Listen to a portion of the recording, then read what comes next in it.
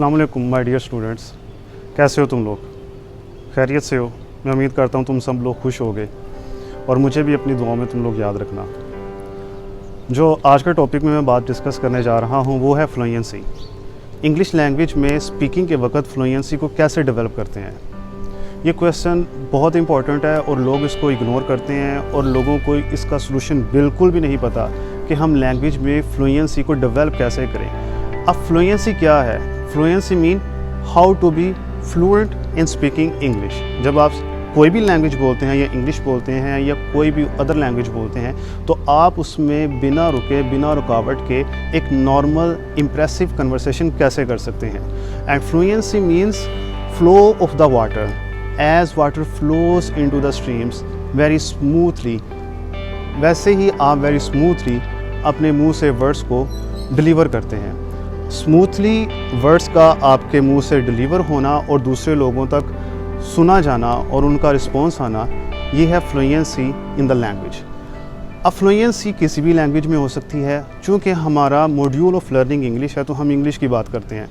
अब English language में fluency को हम डेवलप कैसे करें? क्या हम ग्रामेटिक बुक्स खरीदेंगे?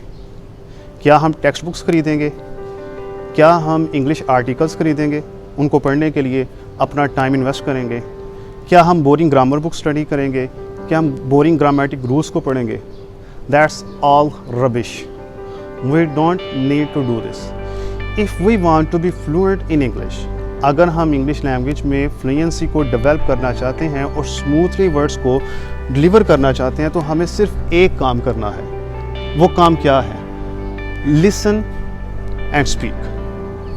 अगर हम इंग्लिश में फ्लुएंसी के साथ डिलीवर करना चाहते हैं तो हमें इंग्लिश लैंग्वेज को सुनना होगा और जितना हम सुनेंगे हमारी फ्लुएंसी उतनी ही ज़्यादा डेवलप होती चली जाएगी। अब प्रॉब्लम क्या है? हमने मटेरियल कौन सा सुनना है? हमने मटेरियल वो सुनना है जो लाइफ लाइक वर्डिंग पर कंसिस्ट है, जिसमें आम रोज़मर्रा के ज़ुबान वाले अल्फाज इस्तेमाल होते हैं। हम लिटरेरी लैंग्वेज बिल्कुल यूज़ नहीं करेंगे, हम लिटरेरी स्टडी बिल्कुल भी नहीं करेंगे। लिटरेरी स्टडी का और एजुकेशनल स्टडी का एक कॉमन लैंग्वेज से कोई कंसर्न नहीं। जबकि आप इंग्लिश टेक्स्ट बुक्स पढ़ते हैं, लिटरेरी बुक्स पढ़ते हैं तो उनमें सारे का सारा मटेरियल जो होता है वो लिटरेरी होता है, जो हमारी लाइफ लाइक जर्नल लैंग्वेज के लिए बिल्कुल भी कंपैटिबल नहीं है। इसके लिए हमें क्या करना है? आपको सिर्फ कॉमन सिंपल इंग्लिश सुननी है और जितनी आप सिंपल और कॉमन इंग्लिश बोलेंगे वो उतनी ही ज़्यादा इम्प्रेसिव और इन्फ्लुएंशियल होगी ऑन द अदर पीपल। अब सिंपल इंग्लिश हम कहाँ से सुन सकते हैं? That is the big question. आप गूगल पर देखेंगे, आप यूट्यूब पर देखेंगे, सोशल मीडिया ब्लॉग्स यूज़ करेंगे तो उनमें मैंने जो ऑब्ज़र्व किया 99% तक जो मटेरियल पढ़ा है लिसनिंग के हवाले से वो सारा लिटरेरी है। वो रोज़मर्रा की लैंग्वेज से बिल्कुल भी रिलेटेड नहीं है। आपको मैं एक फाइनल सोल्यूशन दे रहा हूँ। If you join my channel, if you join my short stories, by studying this short stories, आप इन स्टोरीज़ को सुने। इनमें सिंपल वर्डिंग यूज़ की गई है और सिर्फ आप स्टूडेंट्स के लिए एफर्ट्स की गई हैं। अगर मैं अपना मैसेज, अपनी ये मोटिवेशनल स्टोरीज सिर्फ जनरल पब्लिक तक रखता तो मैं सब टाइटल उसमें ऐड ना करता।